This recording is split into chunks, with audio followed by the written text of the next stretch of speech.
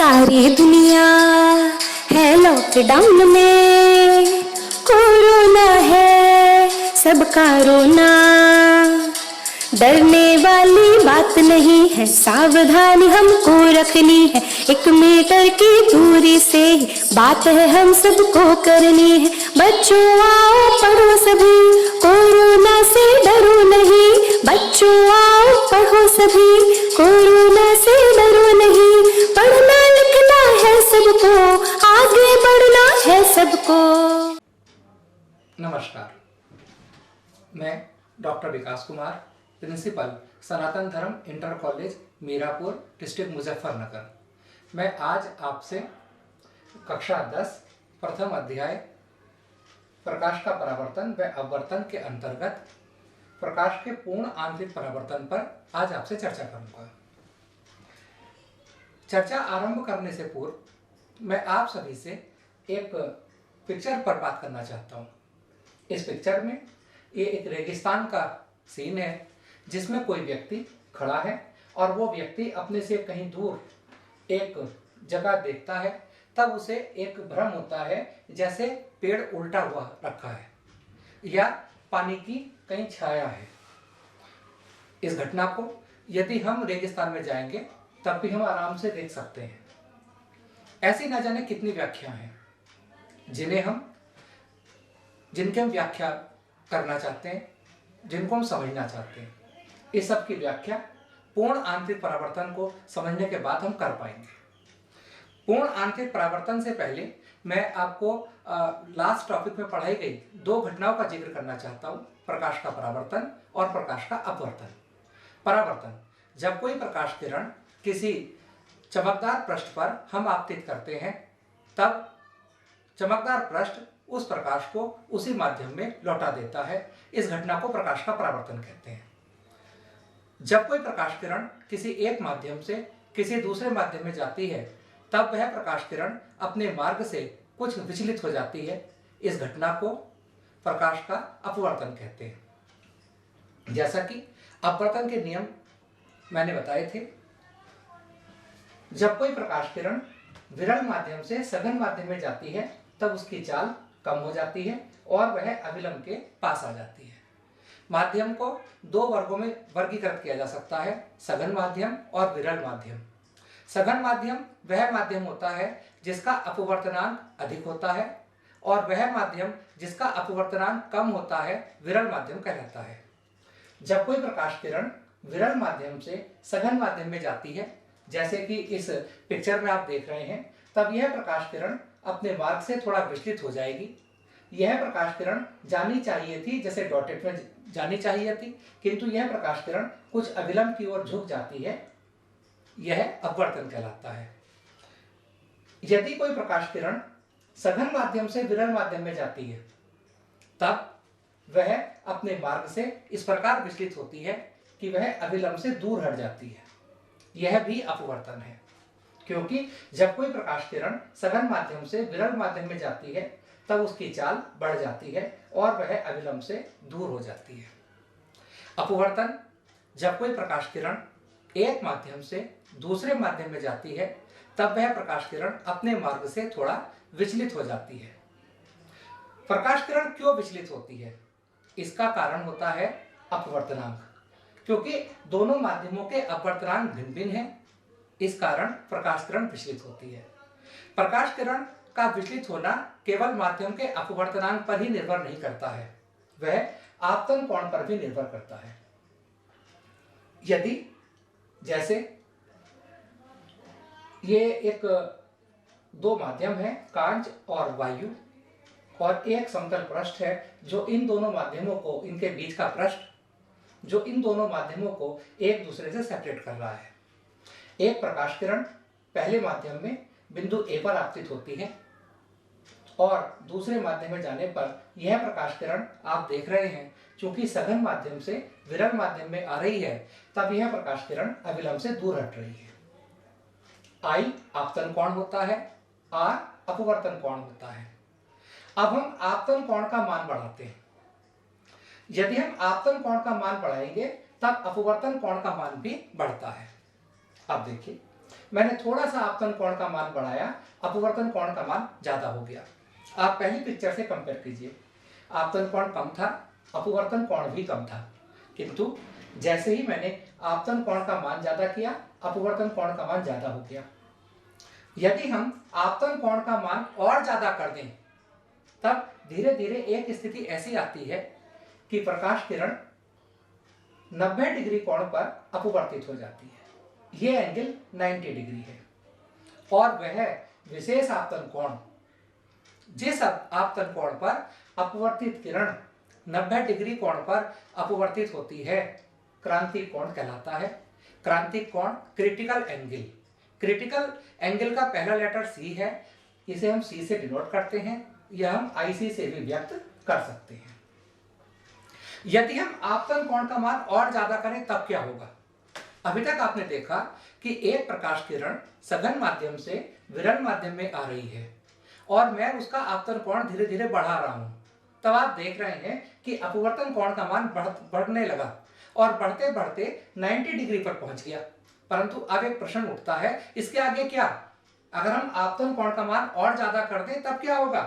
आप देखिए, जैसे ही आपतन कोण का मान क्रांतिक कोण से मैंने ज्यादा किया, वो प्रकाश किरण अपने ही माध्यम में वापस लौट गई। इस घटना को पूर्ण आंतरिक परावर्तन कहते हैं, जो कि मेरा आज का टॉपिक है।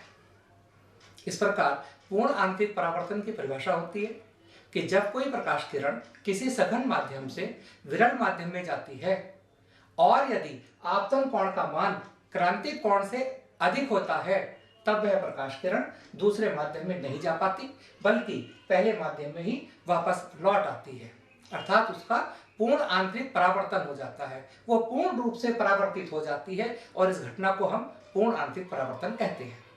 क्रांतिक कोण, क्रांतिक कोण एक विशेष आपतन कोण है, एक ऐसा आपतन कोण जिस पर यदि हम प्रकाश किरण को आपतित करेंगे, तब वह प्रकाश किरण 90 डिग्री कोण पर अपवर्तित हो जाएगी।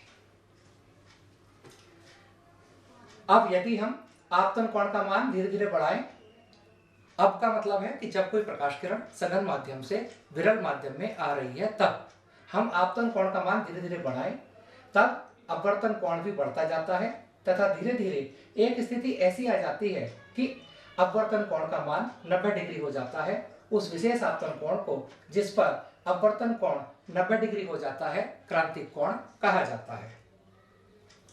क्रांतिक कोण सघन माध्यम में बना वह आपतन कोण है जिसके लिए विरल माध्यम में अपवर्तन कोण 90 डिग्री होता है। आपतन कोण का मान क्रांतिक कोण से अधिक होने पर प्रकाश विरल माध्यम में बिल्कुल नहीं जाता है, बल्कि संपूर्ण प्रकाश परावर्तित होकर सघन माध्यम में ही वापस लौट आता है। इस घटना को पूर्ण आंतरिक परावर्तन कहा जाता है। यह एक क्वेश्चन उत्पन्न होता है कि यह पूर्ण शब्द क्यों कहा गया, टोटल शब्द का यूज क्यों किया गया? क्योंकि पूर्ण आंतरिक परावर्तन में प्रकाश सघन माध्यम से विरल माध्यम में जाता ही नहीं है, संपूर्ण प्रकाश अपने पहले माध्यम में ही वापस लौट आता है। इस कारण यहां पर हमने पूर्ण शब्द का प्रयोग किया। पूर्ण आंतरिक परावर्तन के लिए निम्न 2 शर्तें पूरी होनी चाहिए। जैसे आप लास्ट 3 इयर्स के अगर क्वेश्चन से देखेंगे तो एक क्वेश्चन आता है कि पूर्ण आंतरिक परावर्तन के लिए मुख्य कौन सी 2 शर्तें हैं। तो पूर्ण आंतरिक परावर्तन के लिए एक शर्त यह है कि प्रकाश सघन माध्यम से विरल माध्यम में जाना चाहिए, क्योंकि सघन माध्यम से विरल माध्यम में जब प्रकाश जाएगा तभी तो प्रकाश किरण अविलंब से दूर हटेगी, तभी तो कोण बढ़ते बढ़ते 90 डिग्री होगा और 90 डिग्री से ऊपर निकल जाएगा। अगर प्रकाश किरण विरल से सघन में जाएगी तब तो प्रकाश किरण अविलंब की ओर झुकेगी। तो पहली शर्त है कि प्रकाश किरण हमेशा सघन माध्यम से विरल माध्यम में जानी चाहिए, और दूसरी शर्त है आपतन कोण का मान क्रांतिक कोण से अधिक होना चाहिए। माध्यम का अपवर्तनांक लाल प्रकाश के लिए सबसे कम होता है और बैंगनी प्रकाश के लिए सबसे अधिक होता है। अपवर्तनांक और क्रांतिक कोण में एक संबंध होता है, sin c = 1/n। क्रांतिक कोण का मान लाल प्रकाश के लिए सबसे अधिक होगा, क्योंकि ये एक दूसरे के उल्टे हैं। क्योंकि लाल प्रकाश के लिए अपवर्त रंग सबसे कम होता है, तब क्रांतिक कोण सबसे अधिक होगा, और बैंगनी प्रकाश के लिए क्रांतिक कोण सबसे कम होता है। पूर्ण आंतरिक परावर्तन के बहुत से उदाहरण मैं आपको दे सकता हूँ, उसको समझाने के लिए दे सकता हूँ। जैसे ये एक मैं धातु का गोला लेता हूँ, उस धातु के गोले पर एक मैंने कालिख पोत दी है।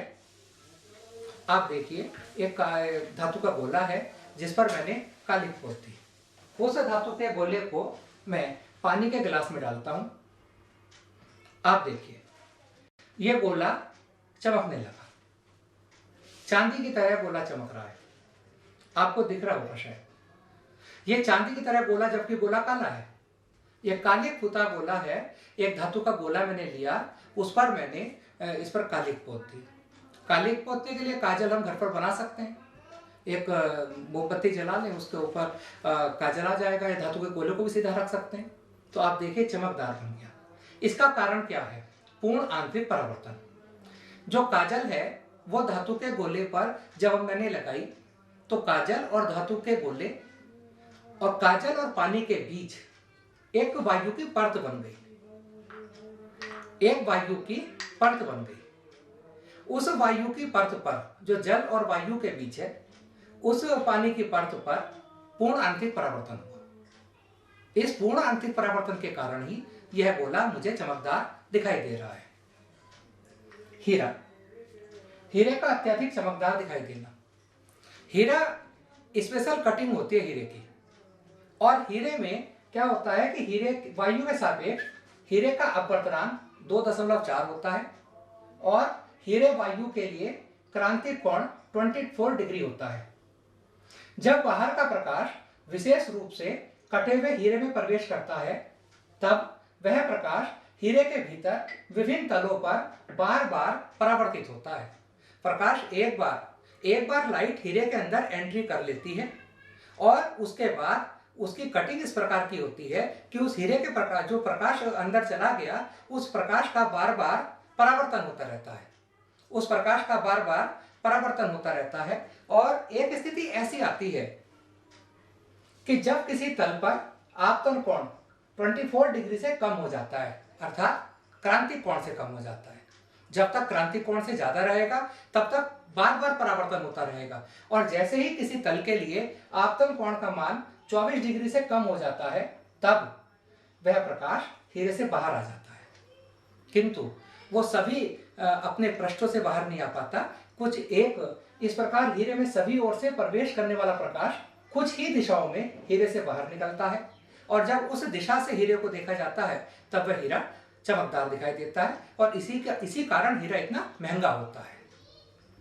आप रेगिस्तान में मरीचिका की हम बात करते हैं, जिसकी कि मैंने स्टार्टिंग में किया था कि जब हम चैप्टर, आज का टॉपिक मैं समाप्त करूंगा, तब हम इस योग्य हो जाने चाहिए कि हम मरीचिका को, पूर्ण आंतरिक परावर्तन के कारण और भी जितनी प्राकृतिक घटनाएं होती हैं, उनको समझने लायक हम बन जाएं कि हम उसे समझ सकें और औरों को समझा सकें।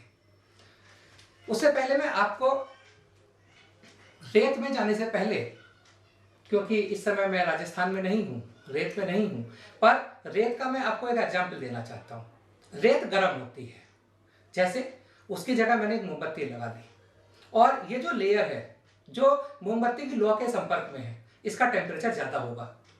ठीक इसी प्रकार रेगिस्तान में भी जो रेत के संपर्क में वायु होगी उसका टेम्परेचर ज्यादा होगा, और जैसे जैसे वो परतें ऊपर उठती चली जाएंगी उनका टेम्परेचर कम होता जाएगा। जैसे इस वायु का, यहाँ जो परत है वायु की, उसका टेम्परेचर ज्यादा है, उसके ऊपर वाली वायु का परत का टेम्परेचर और कम है, फिर ऊपर की लेयर का टेम्परेचर और कम है, फिर और कम है, फिर और कम है। इस प्रकार जो गर्म वायु होगी वो एक विरल माध्यम की तरह व्यवहार करेगी, और उसके ऊपर वाली परत कम विरल होगी, फिर और कम विरल, फिर और कम विरल, फिर और कम विरल, और ऊपर जो वायु की परत होगी वो सघन होगी। मैं आपको एक पिक्चर के माध्यम से मैं आपको राजस्थान ले चलता हूं। जैसे ये देखिए आप, ये एक यहाँ रेत है ये, और जिस परत की मैंने मोमबत्ती की लौ के बिल्कुल पास वाली बात की थी, ये वो परत है। जैसे जैसे परतें ऊपर उठेंगी वायु की, उनका टेम्परेचर घटता चला जाएगा, उनका टेम्परेचर घटता चला जाएगा। और यह परत ज्यादा विरल होगी। जैसे जैसे परत ऊपर जाएंगी वो सघन परत बनती जाएगी। ये ऊपर वाली परत ज्यादा सघन होगी। और ये पेड़ है जहां खड़ा हुआ, एक व्यक्ति यहाँ है थोड़ा दूरी पर, राजस्थान में रेत पर ही कहीं खड़ा है। तो क्या होगा, जो ऊपर से परत आएगी इस पेड़ के टॉप से, वो परत नीचे की ओर प्रकाश चलेगा। तो जैसे जैसे वो प्रकाश किरण नीचे आएगी तो वो प्रकाश किरण सघन माध्यम से विरल माध्यम में आएगी। लाखों करोड़ों परतें होंगी। और जब उन परतों को लाइट पार करेगी, नीचे आएगी, तब क्या होगा, उस परत, उस वायु प्रकाश किरण को लाखों बार अपवर्तन झेलना होगा, लाखों बार उसका अपवर्तन होगा। और जब भी कोई प्रकाश किरण सघन माध्यम से विरल माध्यम में आती है, तब वह प्रकाश किरण अविलंब से दूर हट जाती है। जैसा हमने बताया था कि जब भी कोई प्रकाश किरण सघन माध्यम से विरल माध्यम में आती है, तब वह प्रकाश किरण अविलंब से दूर हट जाती है। यह प्रकाश किरण ऊपर वाली परत से नीचे वाली परत में आई, अविलंब से दूर हटी, फिर नीचे वाली परत में आई और अविलंब से दूर हटी, फिर अपवर्तन हुआ, फिर एक बार और अपवर्तन हुआ, फिर एक बार और अपवर्तन हुआ, और बार बार बार बार अपवर्तन होता चला गया। एक स्थिति ऐसी आती है धीरे धीरे, इस पॉइंट तक आते आते, वो पॉइंट कहीं भी हो सकता है बीच में, एक स्थिति ऐसी आती है कि आपतन कोण का मान क्रांतिक कोण से ज्यादा हो जाता है और पूर्ण आंतरिक परावर्तन की घटना होती है। और पूर्ण आंतरिक परावर्तन की घटना होने पर जो प्रकाश किरण ऊपर से नीचे की ओर आ रही थी, वो वापस उसी माध्यम में जाने लगती है। और अब प्रकाश किरण चूंकि विरल माध्यम से सघन में जा रही है, तब अब प्रकाश किरण अविलंब की ओर झुकना शुरू हो जाएगी। और वो प्रकाश किरण झुकते झुकते झुकते झुकते इस व्यक्ति की आंख में जाएगी। इस व्यक्ति को जो वहां खड़ा है, वो आप भी हो सकते हैं, मैं भी हो सकता हूं, या कोई भी हो सकता है। उस व्यक्ति को ऐसा एहसास नहीं होगा कि ये प्रकाश किरण बैंड होके आ रही है। उस व्यक्ति को आभास होगा कि जैसे ये प्रकाश किरण यहां से आ रही है।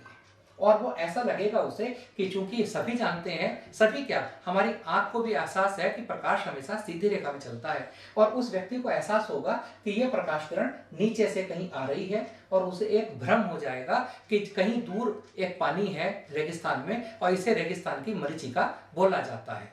और अगर वो व्यक्ति वहां जाकर देखेगा तो वहां ऊपर पेड़ ही खड़ा मिलेगा या कोई और चीज खड़ी होगी जिससे प्रकाश नीचे तक आ रही थी, और पूर्ण आंतरिक परावर्तन की घटना हुई और वो प्रकाश किरण बैंड होके मुड़ के ऊपर चली गई। यही सब हुआ होगा। इस प्रकार हम मरीचिका को समझ सकते हैं। मरीचिका कारण है पूर्ण आंतरिक परावर्तन। मैं आपको इसकी व्याख्या लिख दी है थोड़ा सा, उसे मैं थोड़ा सा आपको फिर से व्याख्या करता हूं।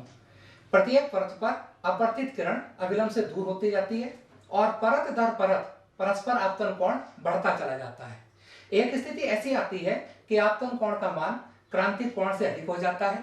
इस स्थिति में प्रकाश किरण का पूर्ण आंतरिक परावर्तन हो जाता है और किरण ऊपर की ओर वापस लौट जाती है।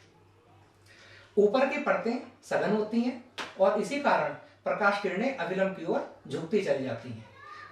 जब यह किरण यात्री की आंख में प्रवेश करती है, तब ऐसा प्रतीत होता है कि ये किरणें पृथ्वी के नीचे से आ रही हैं और वृक्ष का उल्टा प्रतिबिंब दिखाई देता है और हमें पानी का भ्रम हो जाता है। इसी को मरीचिका कहते हैं। अब इसका विपरीत मैं आपको बताता हूं। मरीचिका केवल गर्म प्रदेश में ही नहीं होता, ठंडे प्रदेश में भी होता है। अब आपको मैं ठंडे प्रदेश में ले जाने का प्रयास करता हूं। ये समुद्र के तल के पास में चला गया। आप देख रहे हैं कि बर्फ है और बर्फ से लेयर उठ रही है। अब क्या होगा यहाँ, पहले मैंने मोमबत्ती से वायु गर्म की, अब मैंने बर्फ से वायु ठंडी कर दी। तो इस बर्फ के या समुद्र के पानी के या जहां ठंडा प्रदेश है, वहां पर क्या होगा, ये इस बर्फ के जो कांटेक्ट में लेयर होगी वो लेयर ठंडी होगी। और जैसे जैसे ये लेयर ऊपर जाएंगी, क्या होगा, उनका टेम्परेचर धीरे धीरे कम होगा। यहाँ पर जो वायु है वो सघन माध्यम बनाएगी क्योंकि ठंडी है, और ऊपर कम सघन और कम और ऊपर विरल माध्यम बनेगा। इस प्रकार मैं कह सकता हूं ठंडे देशों में क्या होता है कि बहुत ठंडे देशों में समुद्र पर दूर की वस्तुओं के प्रतिबिंब वायु में उल्टे लटके दिखाई देते हैं इसका कारण क्या है? जल तथा बर्फ में लगी वायु की परतें ठंडी होने के कारण सघन हो जाती हैं और ऊपर की परतें विरल हो जाती हैं। रेगिस्तान की मरीचिका का बिल्कुल उल्टा हो गया। देखिए आप, ये है जहाज और ये वो व्यक्ति है जो उस जहाज को देखना चाहता है, दूर बैठा है। अब यहाँ पर क्या होगा, ये परतें वायु की ठंडी होंगी और वायु की परतें ठंडी होने के साथ साथ ये सघन होंगी। जैसे जैसे वायु की परतें ऊपर उठेंगी ये क्या होगा, विरल होती जाएंगी। अब ये प्रकाश किरण यहाँ से चलती है सघन से विरल की ओर, सघन से विरल की ओर चलती हैं और जैसे रेगिस्तान में हुआ था राजस्थान में, वैसे ही ठंडे प्रदेश में होगा। बार बार क्या होगा, अपवर्तन होना शुरू हो जाएगा। अपवर्तन धीरे धीरे होगा तो प्रकाश किरण अविलंब से दूर हटती जाएगी और एक स्थिति आपतन कोण का मान बढ़ता जाएगा और एक स्थिति ऐसी आ जाएगी कि आपतन कोण का मान क्रांतिक कोण के मान से ज्यादा हो जाएगा। और वो स्थिति यहाँ आई है, इस जगह।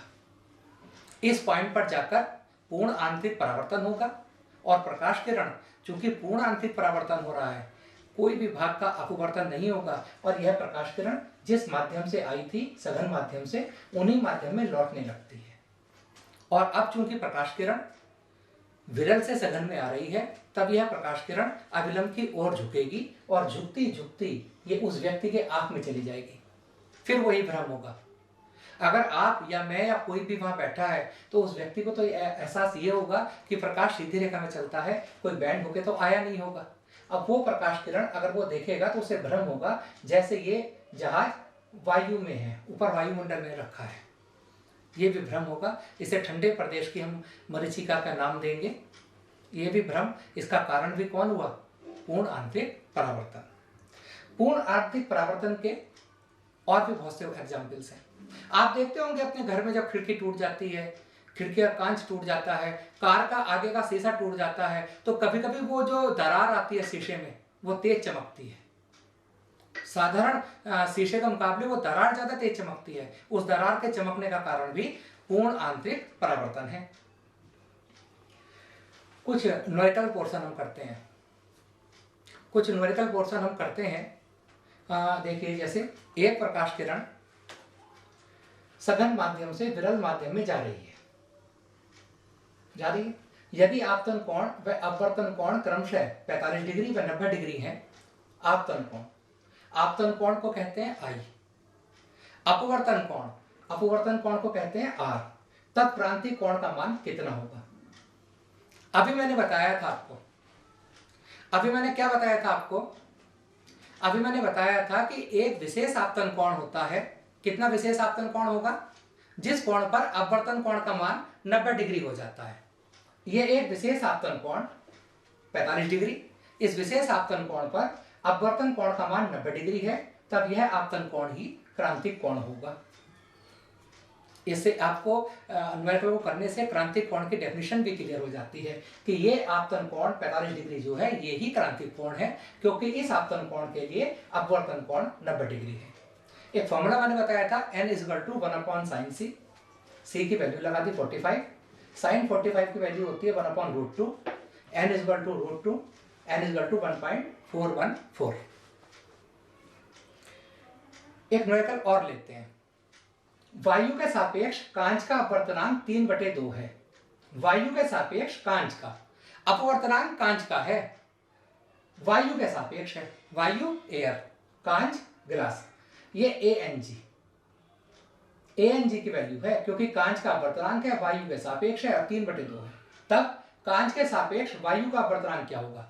कांच के सापेक्ष वायु का अपवर्तनांक GNA, ANG का बिल्कुल उल्टा होगा। GNA = 1/ANG, उनकी वैल्यू पुट करते हैं, उल्टी आ जाएगी 2/3।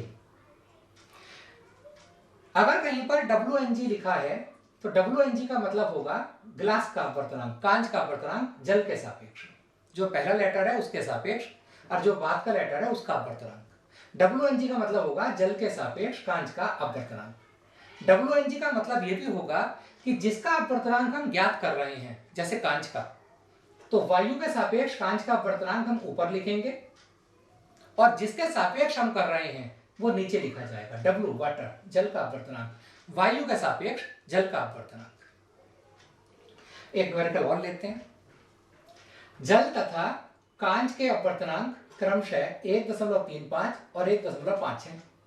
ये दोनों अपवर्तनांक वायु के सापेक्ष हैं। यदि प्रकाश किरण कांच से जल में जा रही है तब कितना अपवर्तनांक होगा? प्रकाश किरण कहाँ जा रही है? कांच से जल में। तो हम जल का अपवर्तनांक ऊपर लिखेंगे, कांच से जल में जा रही है, और जल का अपवर्तनांक हम नीचे लिखेंगे। जिसका अपवर्तनांक ज्ञात करना होता है उसको हम ऊपर लिखते हैं, और जिसके सापेक्ष ज्ञात करना होता है उसको हम नीचे लिखते हैं। ये ए एंड डब्ल्यू है, वायु के सापेक्ष जल का अपवर्तनांक 1.35, ये वायु के सापेक्ष कांच का अपवर्तनांक 1.5, और मुझे ज्ञात करना है कांच से जल में जा रही है तो कांच के सापेक्ष जल का अपवर्तनांक। चूंकि मुझे जल का अपवर्तनांक ज्ञात करना है तो जल का अपवर्तनांक ऊपर लिखा जाएगा, कांच के सापेक्ष करना है तो कांच का अपवर्तनांक नीचे लिखा जाएगा। दोनों वैल्यू पुट कर देता हूं, आंसर 0.9 आ जाता है। एक न्यूमेरिकल और हम देखते हैं। वायु के सापेक्ष जल व कांच के अपवर्तनांक क्रमशः 1/3 व 1/2 हैं। जल का कांच के सापेक्ष अपवर्तनांक ज्ञात कीजिए। जल का कांच के सापेक्ष अपवर्तनांक, हमें जल का अपवर्तनांक ज्ञात करना है तो मैं जल का सिंबल बाद में लिखूंगा। कांच के सापेक्ष ज्ञात करना है, कांच को पहले लिखूंगा। जब मैं फॉर्मूला बनाऊंगा तो डब्ल्यू वाला मान ऊपर जाएगा क्योंकि मुझे उसका अपवर्तनांक ज्ञात करना है। जी वाला नीचे लिखूंगा। चूंकि ये दोनों अपवर्तनांक वायु के सापेक्ष हैं तो शुरू में ए लिखूंगा। इन दोनों की वैल्यू पुट कर देंगे, आंसर आपको मिल जाएगा। ऑनलाइन अभ्यास, पहली बात आपका बहुत बहुत धन्यवाद। और प्रस्तुत अध्याय के संबंध में पाठ्य सामग्री तथा अभ्यास कार्य मानव संसाधन विकास मंत्रालय भारत सरकार द्वारा विकसित दीक्षा मोबाइल एप्लीकेशन पर उपलब्ध है। अपने मोबाइल में आप दीक्षा ऐप डाउनलोड कर लें। उस दीक्षा मोबाइल में ऐप डाउनलोड करने के बाद आप अपने क्वेश्चन आंसर अपने एक्सरसाइज कर सकते हैं। बहुत बहुत धन्यवाद। Thank you. 26 मिनट हो गए ना।